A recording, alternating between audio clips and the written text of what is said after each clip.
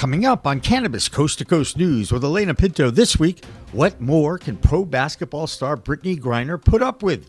Busted for hash oil, 10 months in a Russian jail, a mother and vocal supporter for the LGBTQ community, she was scheduled to be the keynote speaker at the Women Grow Educational Leadership Conference in Baltimore. But after checking into the Gaylord Hotel, she was greeted by this message scribbled on duct tape. Shaken by what is being called an anime meme, Brittney checked out.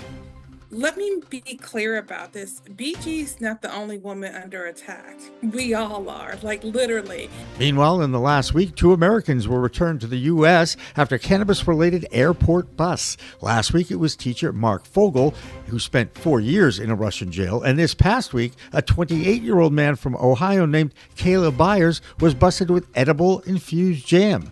10 days later, he was back home in the United States. And the number 1 state in revenue, California, continues to fail, with inactive licenses now outnumbering active ones. The big winners? The illicit market. Dina NAgib reports from the Golden State. And New York Governor Kathy Hochul wants to allow law enforcement officers to use the smell of cannabis as a reason to stop and suspect DUI drivers, while her state opens up their 300th dispensary. And could Switzerland be the first fully legal adult use country in Europe by next year? Our European correspondent Ben Stevens has that story and more from coast to coast to Canada. Cannabis coverage on Cannabis Coast to Coast News with Alaina Pinto next.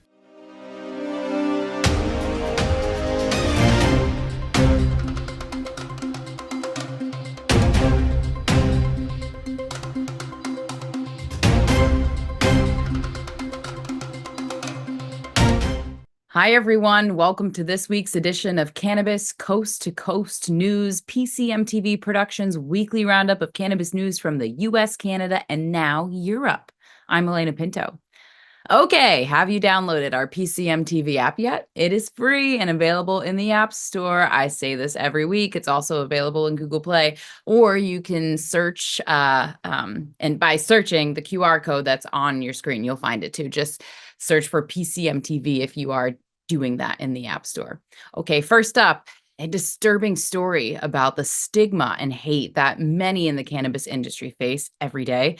Last week, we interviewed the CEO of the Women Grow Educational Leadership Conference in Baltimore, Maryland, Dr. Chanda Macias. She was excited about the 2-day event her organization was hosting, and she was excited to welcome WNBA All-Star and Olympic gold medalist Brittney Griner as the keynote speaker, along with former NFL player Ricky Williams. The event was held at the Gaylord Hotel and Conference Center in the Inner Harbor in Baltimore. But when Brittney checked into her room, she was shaken to her core when she walked into her bathroom and found this message on a piece of duct tape: "Gay baby jail." Griner is an outspoken advocate for gay rights, a mother, and had a harrowing 10 months in a Russian jail. Griner pulled out of her speaking engagement with the support of the CEO of Women Grow, Dr. Macias. And last Friday, Dr. Macias talked with PCM founder Jimmy Young about the conference and the incident with Griner. When did you find out that Brittney had this incident, and how was that communicated to you, and how quickly did it evolve into she's not going to be able to speak because she's so upset? Well, it was a little bit more complicated than that, Jimmy. There was a lot going on during the conference, and I decided that when I was briefed on the situation, that I was going to support BG in anything she decided to do. And let me be clear about this. BG's not the only woman under attack. We all are, like literally. And when something happens to one of us, it does impact all of us. And the conference was a reminder of how women that come together and show strength in numbers with one uniform voice can truly make an impact. She was our keynote because she's the beacon of hope to us. Yeah. I mean, she just inspires us all. I mean, you could try to find a way to be divisive or to try to separate us on our different values, but the truth is that when you represent hope and love and all the things, we want to know how we can continue that messaging. And it's just one of those moments where you have to say that women are under attack and we need to protect each other. We need to move forward in a uniform voice, and we need to be the agents of change. There is some explanation that is being spun by reports out of Baltimore that Stay Gay Baby Jail is related to the anime community and is a gaming term. But whatever was the intent of the saying, the fact remains the message really upset Brittney. She's reportedly fine, though, at home now with her family. And this week, Russia announced that another American, 28-year-old Caleb Byers, was released after getting busted at the same Moscow airport that teacher Mark Fogel and Griner were busted at. 28-year-old Byers had been detained since February 7th and is now back in the U.S.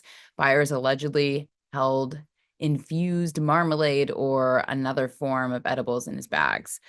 There is some speculation by international reporters that this suddenly softening of the Russian-American relationship might have something to do with the efforts to end the war in Ukraine. However, because negotiations are at a critical stage, no one is willing to go on the record with that connection. Now let's start our state reports in California with Dina NAgib, who tells us that there are now more failed cannabis businesses than current licensed ones in her state. Here's Dina. I'm Dina NAgib, Principal Consultant at Grass Goddess Consulting, here to give you the latest developments in California for Cannabis Coast to Coast News. According to the Department of Cannabis Control's website, there are now 10,828 inactive and surrendered licenses in the state and only 8,514 active ones. The vast majority of the inactive licenses are related to growing cannabis, with over 7,100 inactive cultivation licenses. This is a sad milestone for California's hurting legal market, which now has only a fraction of operators compared with California's medical market that existed prior to legalization. A white paper out of Southern California explored the contents of 104 hemp products from 68 brands. The analysis found that almost all of the products contained synthetic cannabinoids and exceeded the federal hemp THC limits. In addition, more than half the products failed California hemp standards. The governor banned these products with emergency regulations last year, but the ban has been largely ignored, and these products are still widely available and not subject to the same testing requirements as the cannabis industry. That's it for California. I'm Dina NAgib for Cannabis Coast to Coast News. Hi, I'm Mathew Friedlander, the owner of Skagit Organics, coming to you from the Washington State Capitol with the Washington State Cannabis Report for Cannabis Coast to Coast. So we are down here today with the Cannabis Alliance, Washington's largest and most effective cannabis trade group, and we are talking to our legislators about all things cannabis down here in Washington. So we've got several cannabis bills that are still in the works. Most importantly, we are still trying to get home grow passed here in Washington. It is one of the few states that has a legal, regulated cannabis market that does not allow the growing of cannabis at home. It is a Class C felony to grow a single plant at home, whereas I go to work every day dealing with the plant that just doesn't seem right. So we are also trying to get a social consumption bill passed that would create a banquet license for cannabis, so you could have 1 or 2 events throughout the year, and cannabis would be allowed to be sold. Currently, there is nowhere in Washington that you can consume cannabis legally outside of your home. This poses a lot of problems for people who don't own their own home. Renters and the like have issues finding safe places to consume. So that's what I've got for you this week out of Washington. My name is Mathew, reporting for Cannabis Coast to Coast. Don't forget to like, share, and subscribe. Back on the East Coast in the state of New York, the cannabis industry continues to evolve. Now that state's attorney general, Letitia James, has won a $6 million civil court judgment against an unlicensed cannabis shop in Brooklyn. This is considered a major win in combating the out-of-control illicit cannabis market in that state. On top of that, the governor wants a bill that would allow the smell of weed in a car to be just cause for law enforcement to test a driver under the influence. Plus, the state passed a milestone with 300 total dispensaries now open. Here's Pam Chmiel with these stories and more in New York. This is Cannabis Coast to Coast News. I'm Pam Chmiel reporting from New York. Cannabis odor as evidence? New York Governor Hochul is pushing for police officers to use the smell of cannabis as evidence in drugged driving cases. Cassie White, a spokesperson for Hochul, told Spectrum News the administration is actively negotiating with the state legislature to keep New Yorkers safe from drugged driving while also maintaining their social equity goals. However, New York cannabis consultant Kaylin Castetter warns that those who work in the industry often leave their shifts smelling of cannabis because of its pungency. And Leaf Brands is coming to New York. Leaf Brands, a leading California-based extraction and manufacturing company, just made its first move as a multi-state operator by entering the New York cannabis market. Known for its distillate, hydrocarbon, and solventless extractions, Leaf has secured a 7,000 square foot facility in upstate New York and plans to start operations soon as part of their national expansion strategy. And New York continues to crack down on illegal shops. The New York Attorney General, Letitia James, just issued a $6 million judgment against a Brooklyn smoke shop for repeatedly ignoring orders from the Office of Cannabis Management and Enforcement to seize unlicensed operations. Meanwhile, a previous attempt to shut down an illegal cannabis shop in Queens was ruled unconstitutional by a judge last October. But if a shop is operating without a license, how unconstitutional is it really? That's this week's Cannabis Coast to Coast News. I'm Pam Chmiel reporting from New York. Lots of action in state legislatures as states begin to challenge existing laws and make new ones. First up, in the Big Sky of Montana, where a Republican senator is trying to get adult use consumers to have to pay $200 for the right to purchase cannabis for recreational purposes. Plus, that state wants to record all transactions and the people who are making them. Kind of creepy, maybe? I mean, anyone who's visited a dispensary knows that security cameras are recording inside the store, but why does the state have to access that video when you already have to get your license or ID scanned when you check in? So the information is already recorded. But if you are a pro-cannabis consumer, you probably don't want to visit Idaho anytime soon. A bill is advancing in that state's legislature to set a minimum fine of $300 for possession of a small amount of cannabis product. It's still a misdemeanor, but that fine is a little excessive, right? $300. But it's a win for democracy in South Dakota. Cannabis advocates there passed a bill for their medical program a few years ago with a 70% approval. But Republicans in that state's Congress was trying to overturn that vote. A vote this week of 7-6 narrowly defeated that bill to overturn the vote and allow the medical cannabis program to continue to serve the 13,000 patients they serve in that state. No state medical program has ever been shut down by any legislation, and there are now 39 active in the United States. Meanwhile, Illinois' market continues to evolve, and that's why we look forward to hearing from Mark Allen, our Chicago clone guy from his state of Illinois. Here's Mark. What's up, everybody? I'm Mark Allen, the Chicago clone guy, reporting from Illinois for Cannabis Coast to Coast News. Thanks for tuning in. This is Bird, hanging out like he's always doing, I love this guy. Chicago City Hall had a hemp hearing recently, and I watched that, and it was exciting.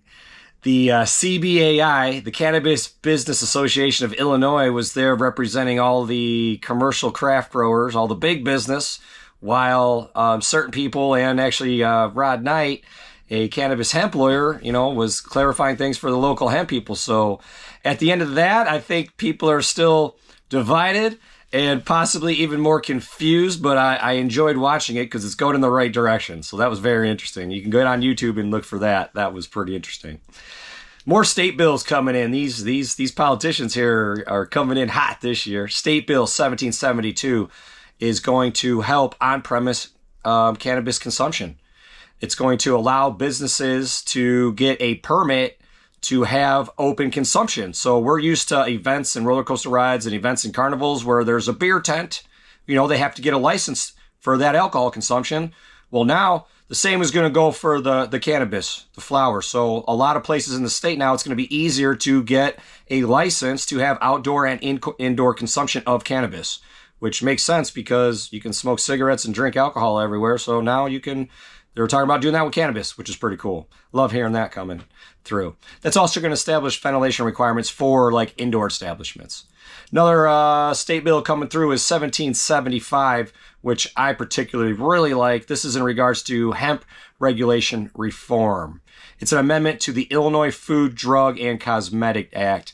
Simply put, it states that any product sold shall not be considered adulterated if it contains legal hemp.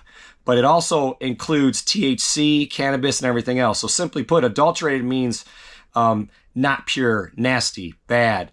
I had to look that up because I was thinking something along the lines of divorce adultery. But no, so it's now, according to this state bill, anything with hemp, cannabis, THC will not be considered nasty, bad, or unsafe is kind of the way I took it. So that's a step in the right direction, making cannabis more legit and more normalized. But I'm Mark Allen, the Chicago clone guy.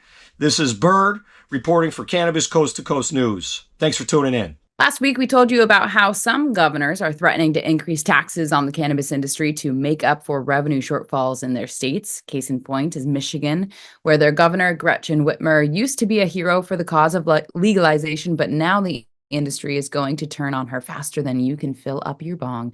Here's our Michigan Weedster, Amie Carter, with more from her state. I'm Amie Carter with Michigan Weedsters, bringing you this week's Cannabis Coast to Coast News.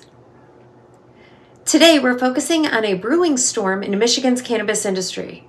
Michigan's regulated cannabis is facing a significant challenge as Governor Gretchen Whitmer proposes a 32% wholesale tax on recreational marijuana. This tax is part of her budget plan to generate $470 million for road repairs, but industry leaders warn that it could spell disaster for an already struggling market. With cannabis sales dipping for the first time in years and production capacity at its all-time high, operators are concerned that this tax could be the tipping point. Many are already dealing with unsustainable prices and razor-thin margins, and the shift to monthly tax payments could push smaller retailers out of business. The backlash against the proposal is growing, with numerous industry stakeholders expressing their frustration over what they see as betrayal. Many feel blindsided, especially those who supported Whitmer's earlier cannabis reform efforts. The proposed tax hike is particularly worrisome for small businesses and social equity applicants who face the greatest financial strain. To make matters worse, unregulated hemp-derived products are cutting into the market share of licensed operators, creating an uneven playing field. As other states also consider higher excise taxes, Michigan's unique oversupply situation makes it particularly vulnerable. For now, the Michigan cannabis community remains determined to fight back against these new challenges. The struggle to protect this hard-fought industry continues. Stay tuned as we keep you updated on this and more. That's it for this week's Michigan News. I'm Amie Carter with Cannabis Coast to Coast News. That'll do it for the A block, or first section of our weekly Cannabis Coast to Coast news report. But next, we go international. We'll check in on what's going on in Europe and tell you about a Central American country that's about to go legal. That and more in our state reports on Cannabis Coast to Coast news coming up next.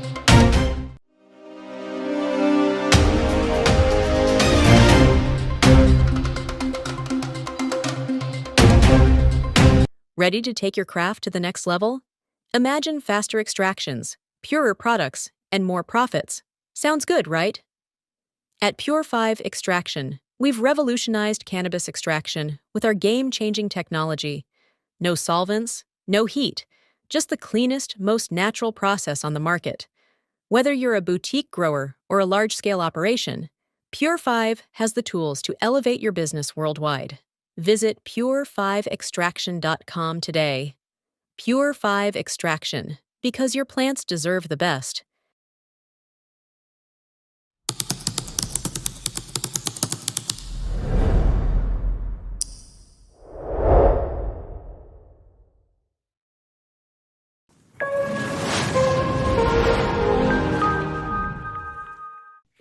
Welcome back to the B Block, our second section of this week's Cannabis Coast to Coast news. I'm Alaina Pinto. There is a Central American nation that is moving forward with their medical cannabis reforms.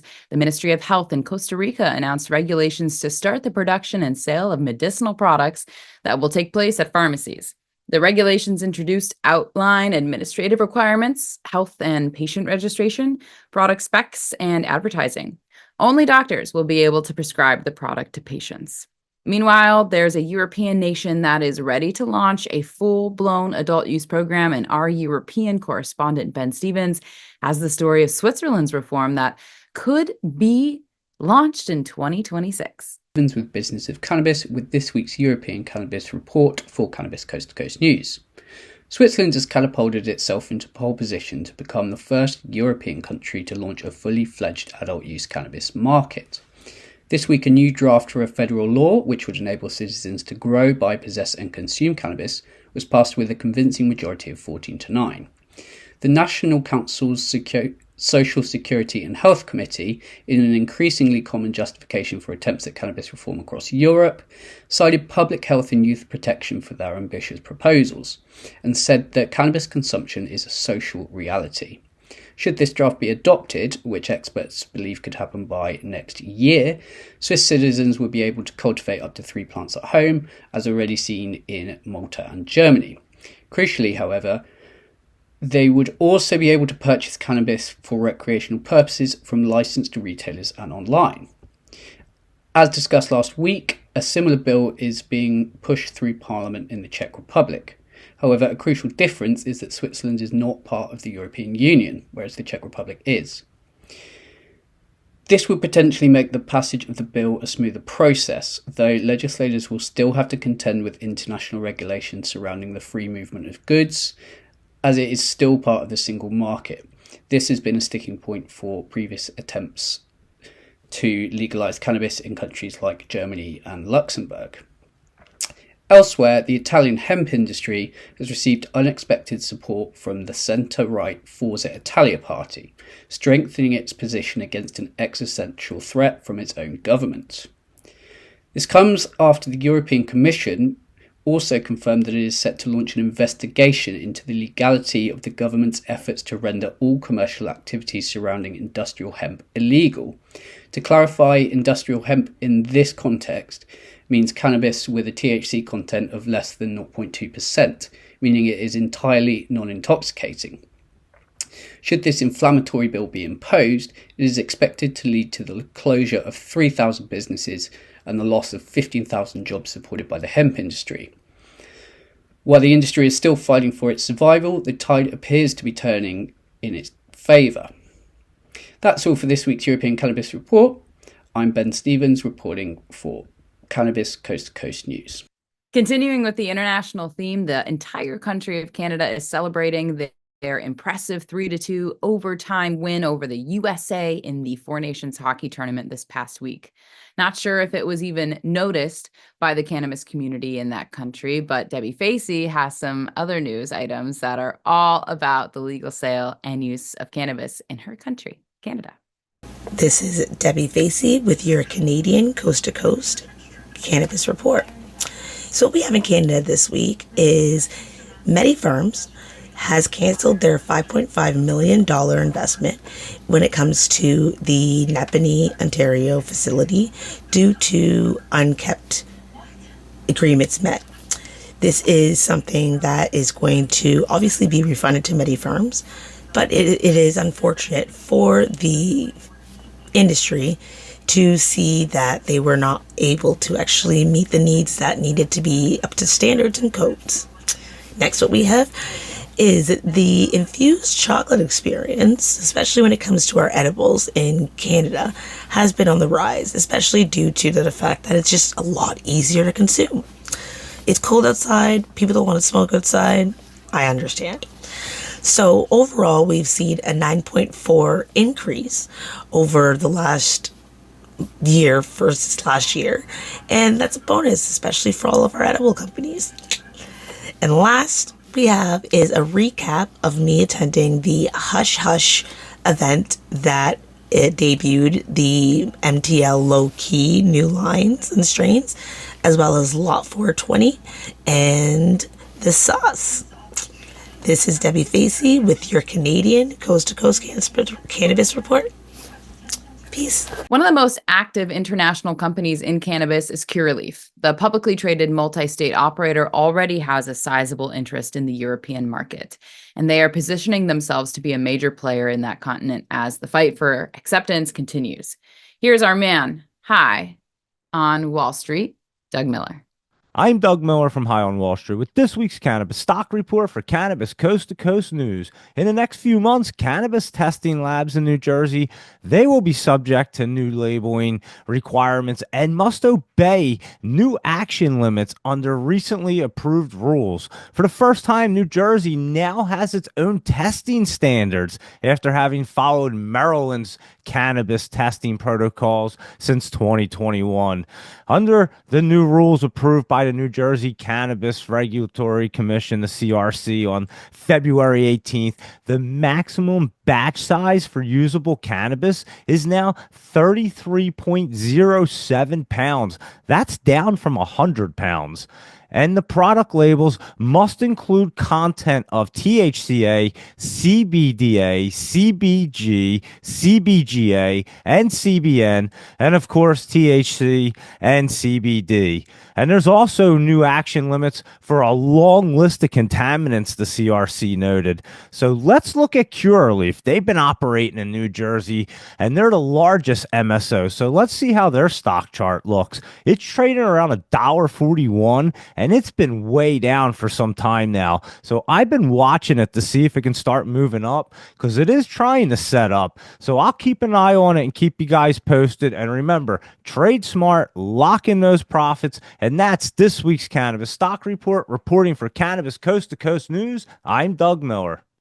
Over the past few weeks, we've told you stories about a number of state governors and legal states who want to tap into their cannabis businesses for even more taxes.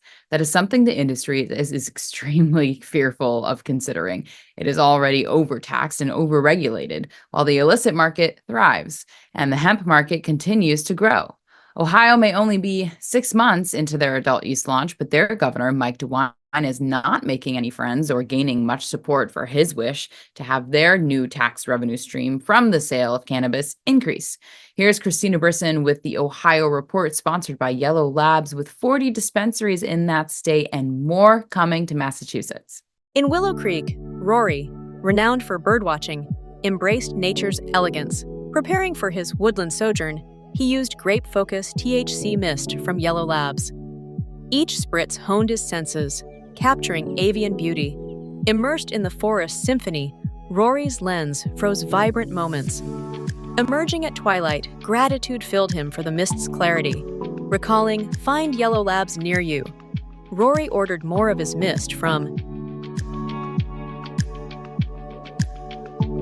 Hi, I'm Christina Brisson with Over the Top Renovations with your weekly Ohio Cannabis Report with Cannabis Coast to Coast News. Last week I mentioned Governor DeWine and the proposed changes he was wanting to make, and in his new budget he's suggesting that we increase the tax on adult use cannabis and then turn around and use that money to build jails and police training, instead of using it for the various community funds. This as Ohio sales exceed over $319 million. But in other good news, this last weekend at a Cincinnati suburban farmers market, they had 30 vendors set up and you're allowed to buy seeds, immature plants, and clones. Hope to see more of that to come. Thank you. I'm Christina Brisson with your weekly Ohio Cannabis Report with Cannabis Coast to Coast News. The Ohio Cannabis Report is supported by Yellow Labs and BetterWaysToTHC.com. Search for Yellow Labs near me and find one of 40 dispensaries in Ohio carrying these amazing mists and creams. I'm Karen Black from Greenfinger Consulting with the Arizona Cannabis Report for Cannabis Coast to Coast News. More news from the Arizona State Capitol this week. A bill restricting cannabis advertising passed the House with bipartisan support. The legislation aims to protect kids by banning ads targeting under 21s and limiting billboard placements. Meanwhile, Senator T.J. Shope has done a 180 on hemp-derived cannabinoids. After some education, he's now pushing for regulation rather than prohibition. Speaking of education, there were 2 recent cannabis education events in Tucson. The Elevate Your Knowledge AZ Cannabis and Adaptive Sports panel, sponsored by TrueLeaf, included athletes and TrueLeaf's medical director. Discussion centered around cannabis's role in training, recovery, and managing sports injuries. Green Culture ED also held a responsible cannabis vendor training in the Old Pueblo. In a similar vein, Arizona public radio station KJZZ is hosting a new podcast, Reefer Growing Madness. It takes listeners behind the scenes of a massive indoor marijuana grow operation in Arizona, tracking the plant's journey from clone to consumption. The series explores the history of cannabis in the U.S. and offers an inside look at the modern marijuana industry. And lastly, the sale of THC-infused drinks at Arizona's Total Wine & More has sparked controversy.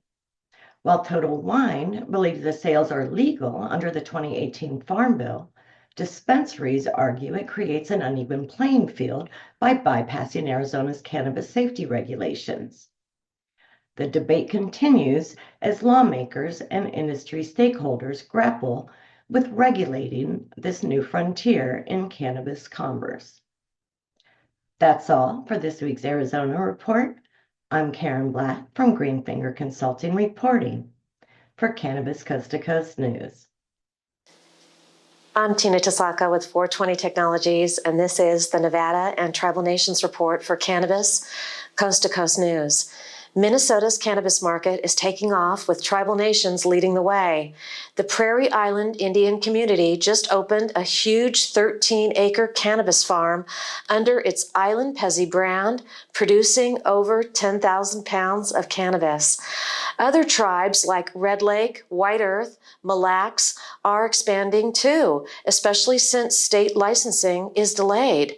The White Earth Band of Chippewa is making big moves, opening a dispensary in Moorhead next month, then another in St. Cloud this spring. The Moorhead shop will be Minnesota's first off-reservation dispensary once an agreement is locked in. Well, Big One Mesquite, White Earth's cannabis brand, started in 2023. CEO Zach Wilson wants to expand into Mankato plus Rochester next. Right now, only tribal lands can sell recreational cannabis. White Earth plus Red Lake got a head start by launching medical sales back in 2020.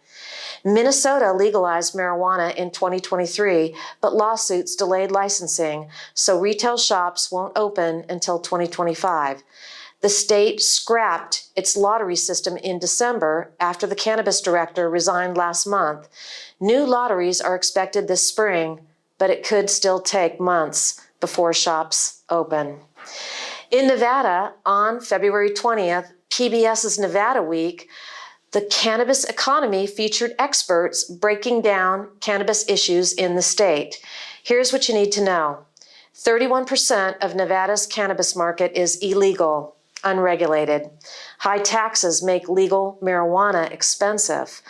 Tourists often buy from illegal sellers they find on Google or social media without realizing it. So what's being done? Agencies like the Cannabis Compliance Board plus law enforcement are working on better enforcement. Also, tourist-friendly delivery services and more. The goal? Make Las Vegas the gold standard for legal cannabis, just like they did with casinos. That's it for the Nevada highlights and Tribal Nations. I'm Tina Tasaka with 420 Technologies and Cannabis Coast to Coast News. That'll do it for the B Block, but we have more reports from legal adult use states from all over the country, including Virginia's Joe Parsons. Cannabis Coast to Coast News continues after this break. President Trump's nominee to head the DEA, Terry Cole, will play an important role in the future of the industry and being handled.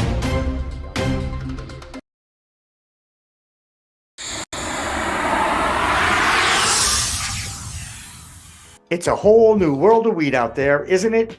Everyone is learning new ways to titrate, ingest, consume, imbibe, and engage with this plant medicine we call cannabis. Now, let me tell you my cannabis story. You know, I've had 4 major surgeries in the past 23 years and suffer from osteoarthritis with a variety of metal parts in my body and one on deck. Now, thanks to those chronic pain issues, I've been a medical patient in Massachusetts for almost 10 years now. I remember my first trip to a dispensary just outside of Boston, and I told the bud tender I didn't want to smoke it anymore. So I tried edibles, then tinctures, then vaping, and now if I'm going to smoke, I only use the Weegits filtration system. What? The Weegits.com, Weegits, that's weed, W-E-E-D, G-E-T-S.com, is where you'll find the planet's coolest product that cools the smoke from everyone's favorite flower. The guy that started this was a pretty good medical device manufacturer, and he created this maze pipe that cools the smoking process from 1,300 degrees Fahrenheit upon inflammation down to just 90 degrees when it reaches your mouth. That's right, 1,300 down to 90. That's why this maze pipe is amazing. Now, add in the code of PCMTV and you get 15% off. So just go to Weegits.com and check out the best way to enjoy a cooler smoke with less coughing and hacking and more peace of mind.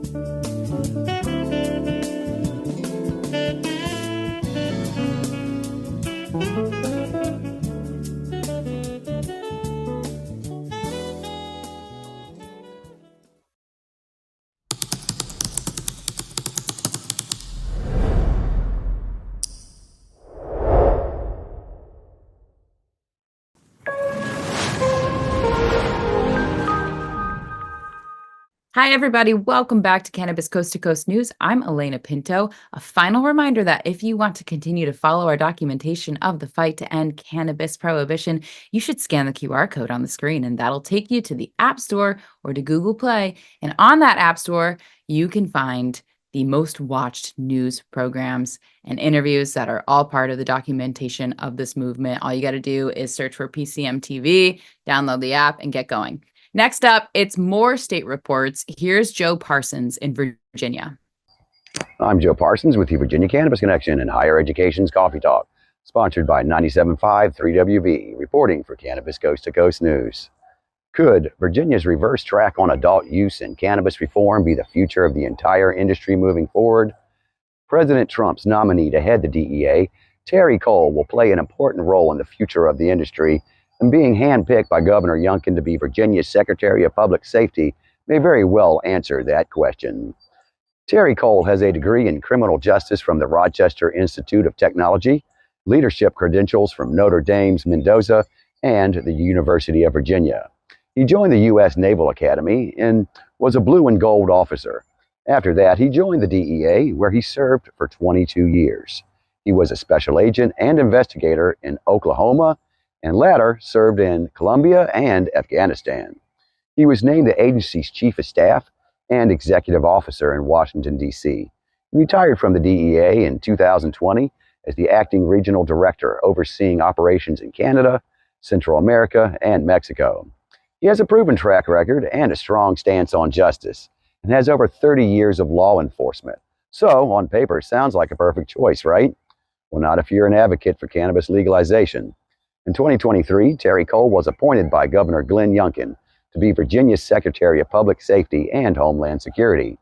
In that position, he was in charge of 11 public safety agencies, including overseeing the Virginia Cannabis Control Authority, and made his position clear that he entirely agreed with the governor last year when he vetoed the Cannabis Adult Use Bill and other cannabis reform bills that have had strong support in the Commonwealth. While being a champion in preventing trafficking in other drugs like cocaine and heroin, he looks at cannabis the same way as he does any other Schedule I substance. He shares the same position the first former lady, Nancy Reagan. Just say no. After a visit 10 months ago to the VCCA, he made his position clear on the now infamous LinkedIn post, where he said, "Everybody knows my stance on marijuana after 30 plus years in law enforcement, so don't even ask." He followed it with the hashtags, "Just say no," "Not legal for distribution," "Health issues," and a few others that signal a prohibitionist opinion. Governor Youngkin praised his nomination and said in a statement, he will put the safety and security of Americans first as the head of the DEA. It's a good day to be an American, but a bad day to be a drug dealer. President Trump has also praised Terry Cole, but it is important to note that Terry Cole was not his first choice for the position. That would be Chad Cronester, a Florida sheriff that withdrew his nomination in December, but that's another story for another episode. For now, we do not know what Terry Cole will actually do to either hinder or help the cannabis industry. But if you ask me, if anyone thinks Terry Cole is going to help reschedule cannabis or help legalize the plant medicine, you must be smoking something. Well, that's going to do it for this week's Virginia Cannabis Connection from Higher Education's Coffee Talk, sponsored by 97.5 3WV and reporting for Cannabis Coast to Coast News. I'm Joe Parsons. Until next time, stay lifted. In Washington, D.C., the ominous reaction from the industry and their picks to head up the DEA and other government bodies has caused a lot of concern. And now some doctors are suing the DEA over their unfair handling of a rescheduling hearing that pretty much banned any pro-cannabis organization. It'll be interesting to watch what happens when a devout prohibitionist, Terrence Cole, takes over the already ongoing rescheduling initiative that was started under the previous administration. It's not something that organization's new leader wants to deal with and will probably fight it from happening. With more from our nation's capital, here's Anderew Behringer. I'm Anderew Behringer with the Washington, D.C. report for Cannabis Coast to Coast News. Now, in a recent move that's raising some eyebrows across the cannabis industry, President Donald Trump has nominated Terrence C. Cole to head the Drug Enforcement Administration. Now, Cole, who would become the fourth DEA leader in just 4 months, brings a controversial stance on cannabis policy to the role. Now, President Trump's latest pick for DEA administrator is no stranger to the DEA. Terrence Cole, who currently is Virginia's Secretary of Public Safety and Homeland Security, brings over 3 decades of law enforcement experience to the table, including 22 years with the DEA itself. But it's Cole's hardline stance on cannabis that's drawing the attention. The nominee has repeatedly endorsed Reagan-era Just Say No policies and recently shared controversial claims about cannabis becoming 4 times more dangerous than in previous decades. While Cole has cited statistics about increased cannabis potency and youth impacts, advocacy groups note that there has not been provided supporting evidence for these claims. This appointment comes at a very crucial moment as the DEA considers still rescheduling cannabis to a Schedule III status, a move that drew over 43,000 public comments under the Biden administration. Despite Cole's anti-cannabis position, Trump himself has expressed support for rescheduling on the campaign trail. Cole's nomination follows a rough period for the DEA leadership. And before he can take the helm, Cole must secure a Senate confirmation, a process that could prove difficult given his controversial views on drug policy.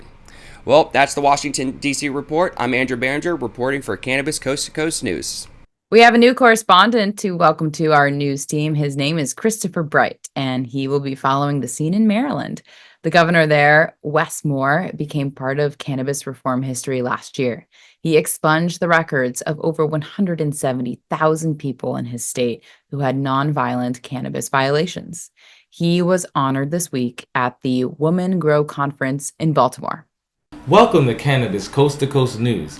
I'm Christopher Bright from the Enlightened Voice, bringing you this week's top cannabis headlines from Maryland. Governor Wes Moore was honored with the Social Impact Award at the Women's Grow Leadership Summit for pardoning over 175,000 individuals convicted of misdemeanor drug offenses. His historic pardons, enacted in June 2024, included more than 150,000 for cannabis possession and over 18,000 for drug paraphernalia. He felt honored by the recognition and was proud of his commitment to social justice. Wes Moore spoke briefly to accept his reward. I am honored to receive this recognition from Women Grow.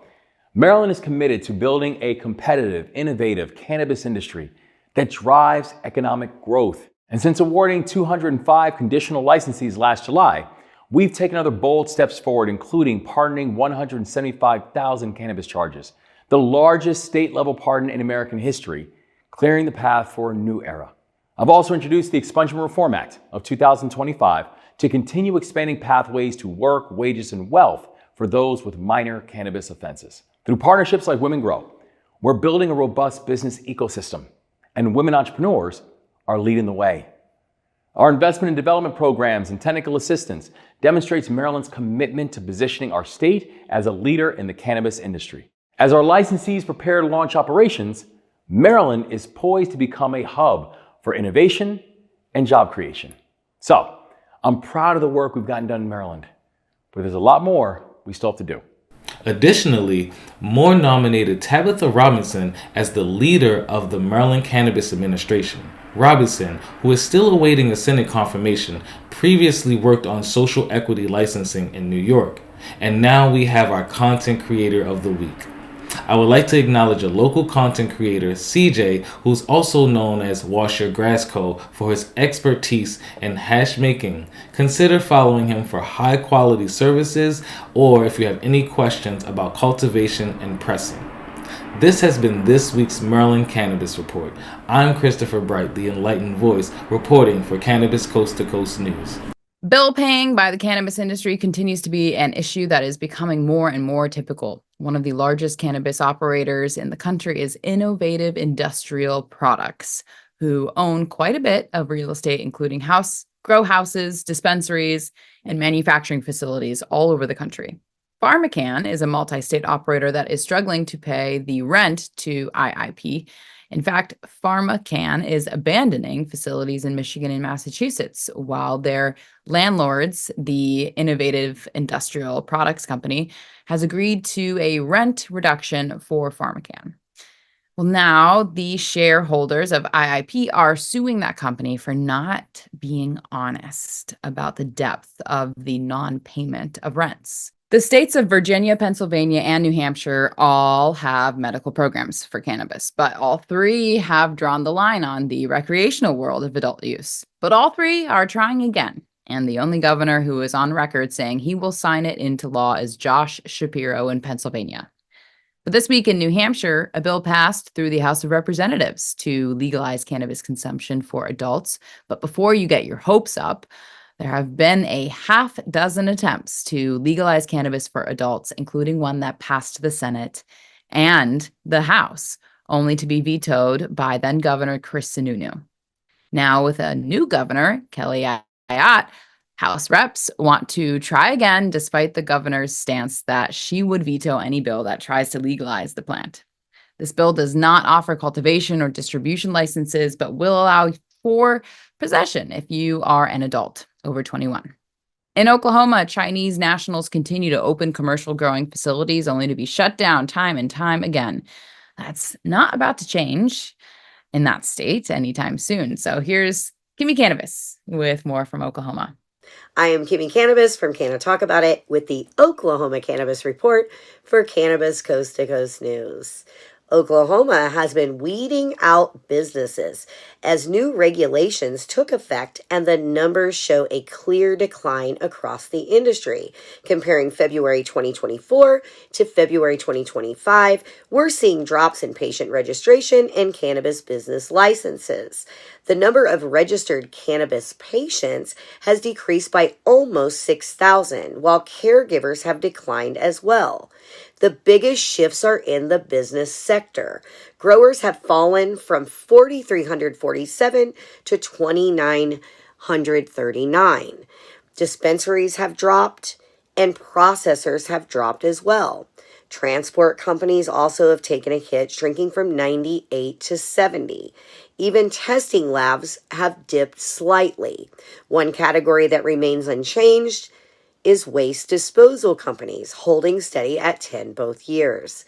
These declines reflect the impact of rule changes, excessive fines, and regulatory obstacles like fire marshal approvals.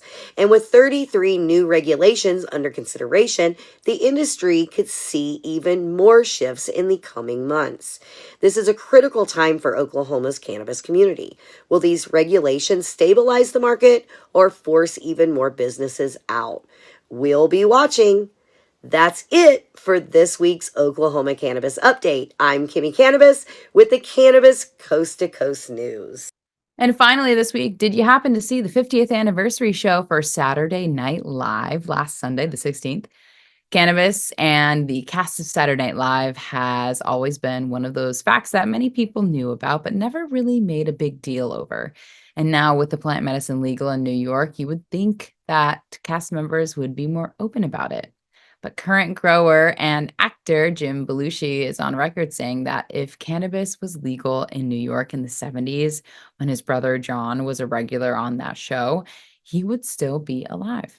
Kate McKinnon made a reference where she said, "This weekend is so epic, I've already run out of marijuana." There was also a few barbs targeting Martha Stewart and Will Ferrell, mentioning the thick fog of chronic backstage. You also had Woody Harrelson resurrecting his hippie dude character from a 2014 sketch. And all in all, it was truly an epic event. And who knows if there will be another one in 25 years, which would be the 75th anniversary. And that would be really cool. That'll do it for this week's Cannabis Coast to Coast News. I'm Alaina Pinto. Remember, it's a whole new world of weed out there. Consume responsibly, and we will see you next week.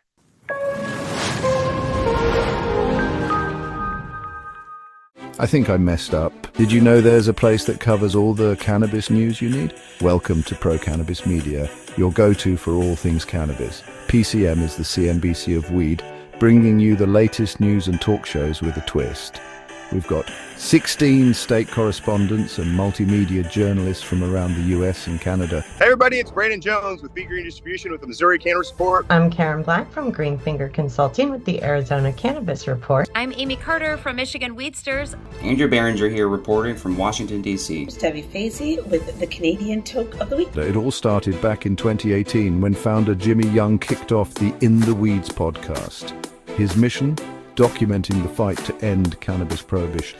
Fast forward to today and we've got Cannabis Coast to Coast with Alaina Pinto, delivering the nation's only TV-style cannabis news show.